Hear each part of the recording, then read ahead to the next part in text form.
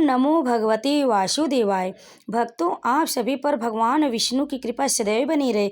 आज हम सुनेंगे श्रीमद् भागवत का महात्म्य का पहला अध्याय, जिसके सुनने से आप पर भगवान विष्णु और श्री कृष्ण भगवान की कृपा सदैव बनी रहेगी।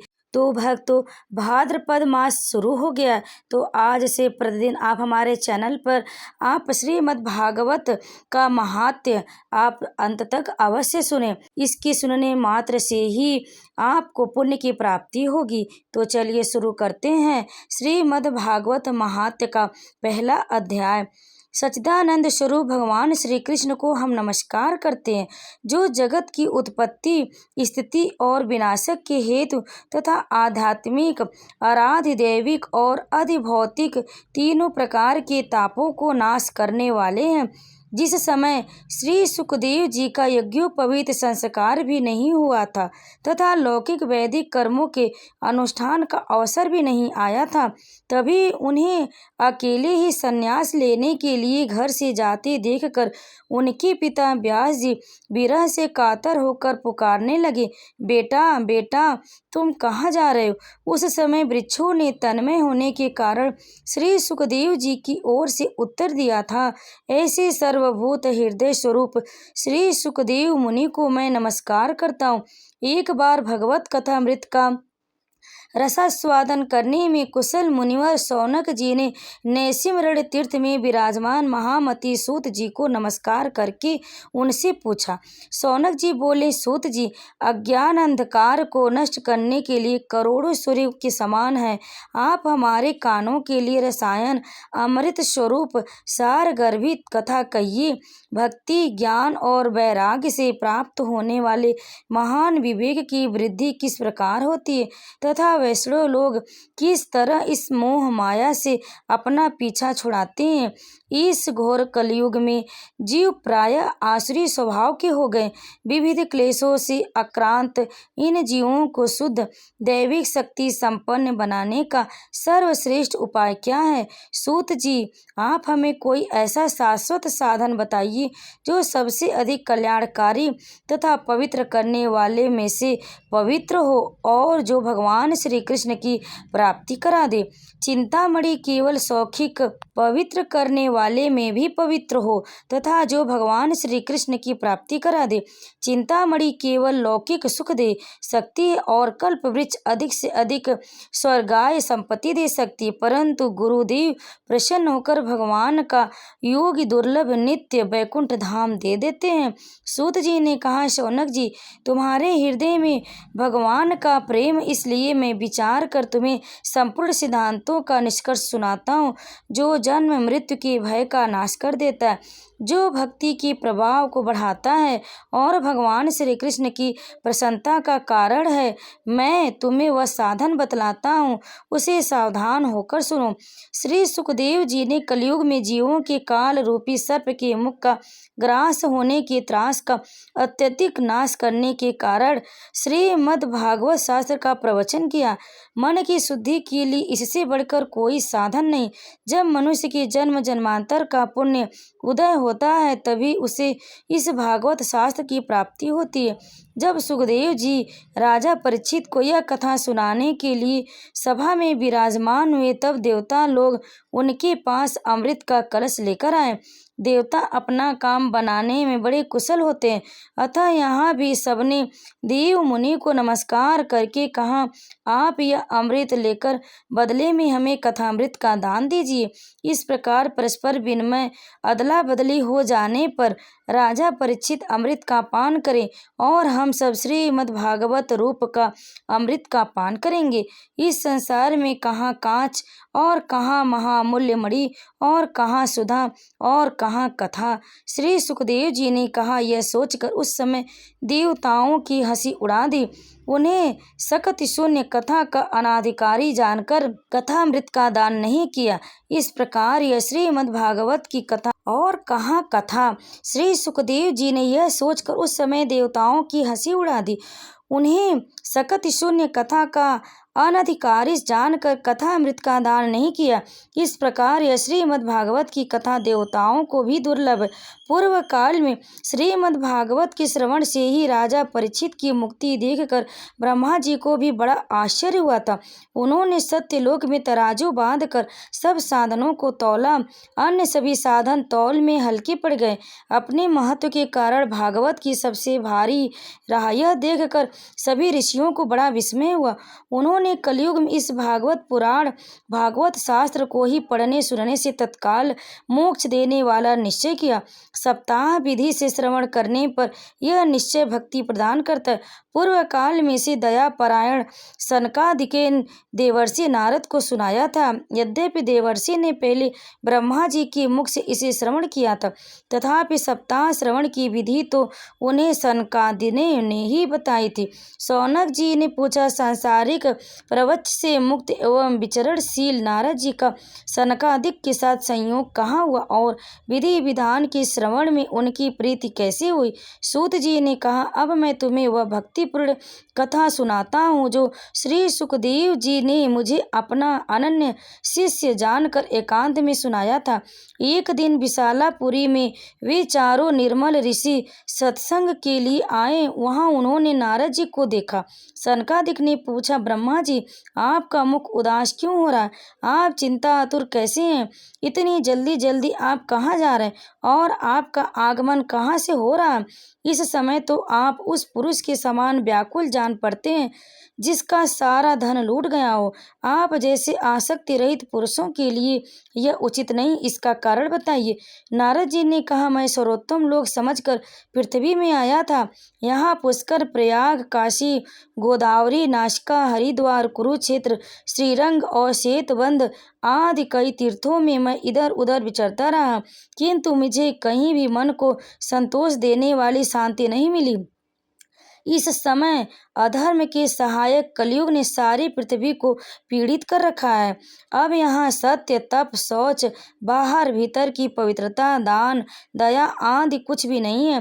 बेचारे जीव केवल अपना पेट पालने में लगे हुए हैं। वे असत्यभाषी, आलसी, मंदबुद्धि, भाग्यहीन, उपद्रवग्रस्त हो गए। जो साधु संत कहे जाते हैं वे पूरे पाखंडी हो गए। देखने में तो वे विरक्त हैं, किंतु सही धन आदि सभी का परिग्रह करते हैं। घरों में स्त्रियों का राज्य है, साले सलाहकार बने हैं।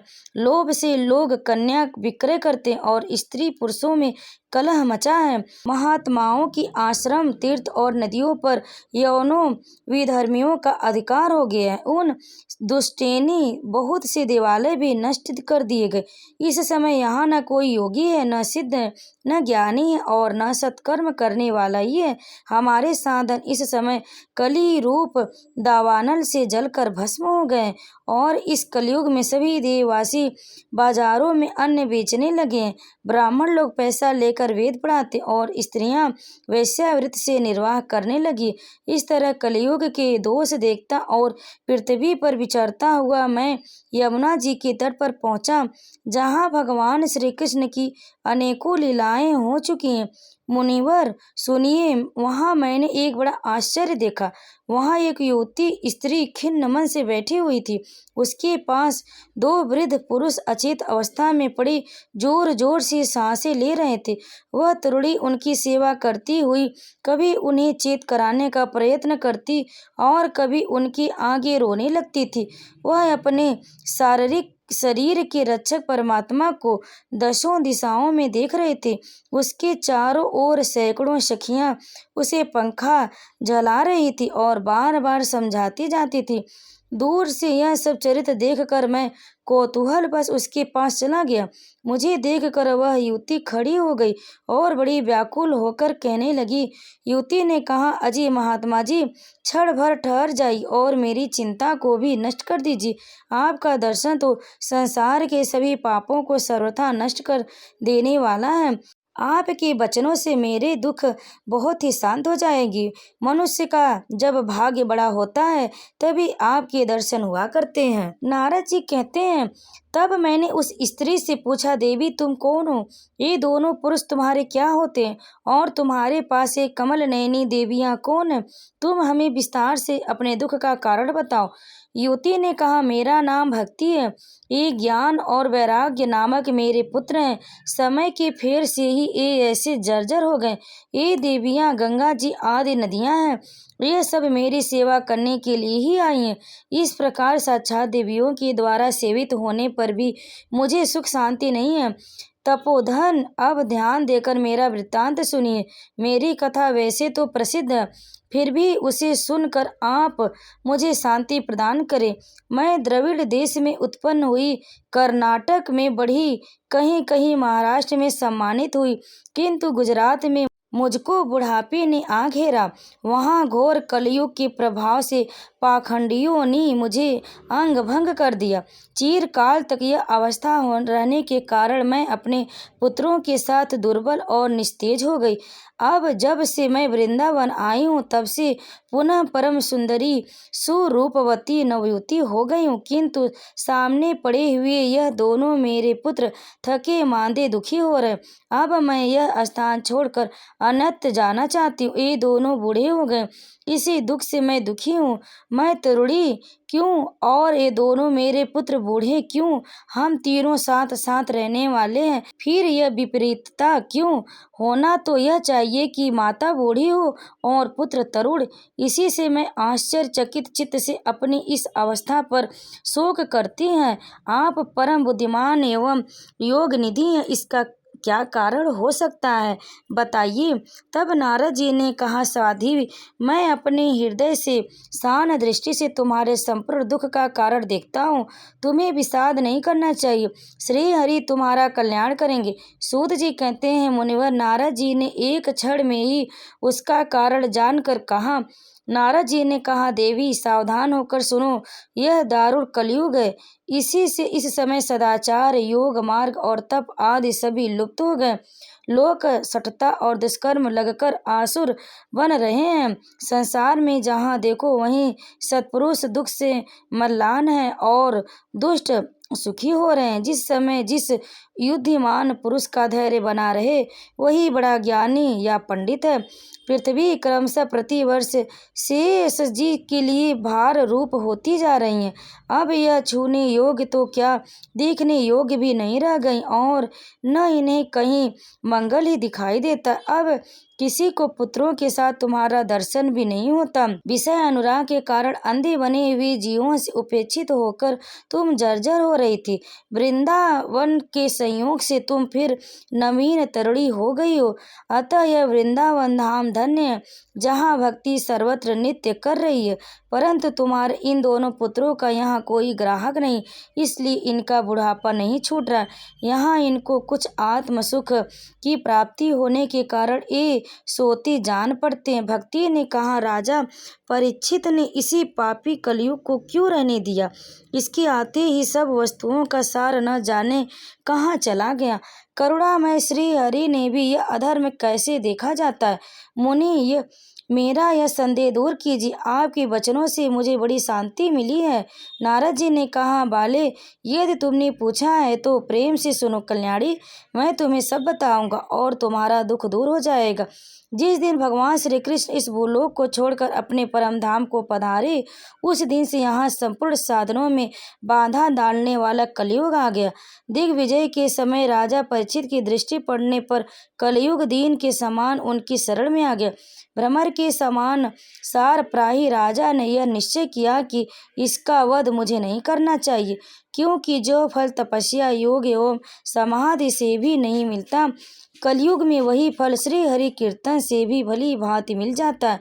इस प्रकार सारहीन होने पर भी उसे इस एक ही दृष्टि से सारयुक्त देखकर उन्होंने कलयुग में उत्पन्न होने वाले जीवों के सुख के लिए ही इसे रहने दिया था।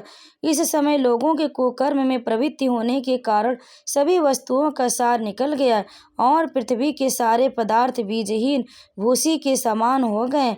ब्राह्मण, अन्न धनादि के लोभवश घर घर एवं जन जन को भागवत की कथा सुनाने लगे। इसलिए कथा का सार चला गया। तीर्थों में नाना प्रकार के अत्यंत घोर कर्म करने वाले नास्तिक और नार की पुरुष भी रहने लगे। इसलिए तीर्थों का प्रभाव जाता रहा। जिनका चित्त निरंतर काम क्रोध महान लोभ और तृष्णा से तपता रहता है, वे भी तपस्या का ढोंग करने लगे हैं। इसलिए तप का भी सार निकल गया है।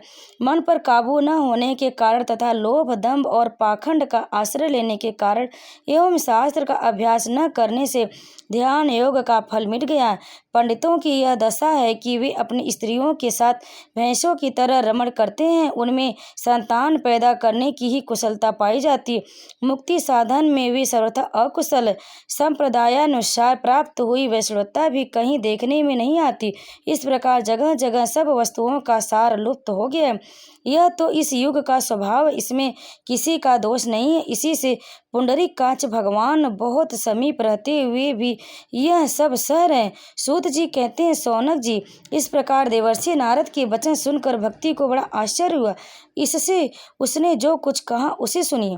भक्ति ने कहा, देवर्षि आप धन्य है, मेरा बड़ा सौभाग्य है जो आपका समागम हुआ। संसार में साधुओं का दर्शन ही समस्त सिद्धियों का परम कल्याण है। आपका केवल एक बार उपदेश धारण करके कयाधु कुमार प्रहलाद ने माया पर विजय प्राप्त कर ली थी। कुवधे भी आपकी कृपा से ही दुवध प्राप्त हुआ। आप सर्वमंगलमय और साक्षात श्री त्राह ब्रह्मा जी के पुत्र हैं। मैं आपको नमस्कार करती हूँ। ओम नमो भगवते वासुदेव। और ये अध्याय समाप्त हुआ। आगे की आप महात्म्य अगले अध्याय में अवश्य सुने। तब तक आप सभी पर भगवान विष्णु कृपा सदैव बनी रहे। हरे कृष्णा। राधे राधे।